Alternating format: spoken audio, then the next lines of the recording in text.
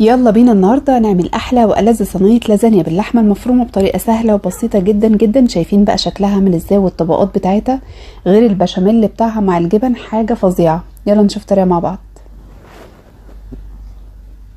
اول حاجه هبدا بيها وهي تعصيج اللحمه. حطيت نص كميه البصل في معلقتين زيت على النار، هحمرهم كويس، وبعد كده نزلت عليهم بنص كيلو لحمه مفرومه مع ملح وفلفل اسود والسبع بهارات او بهارات لحمه، وتقلبتين بالشكل دوت لحد اللحمه لونها ما يتغير معايا وتستوي بالشكل ده. كده خلاص اللحمه استوت معايا ولونها اتغير. نزلت بكميه البصل التانية اللي هي البصلايه التانية، معاها طماطمايه متقطعه قطع صغيره.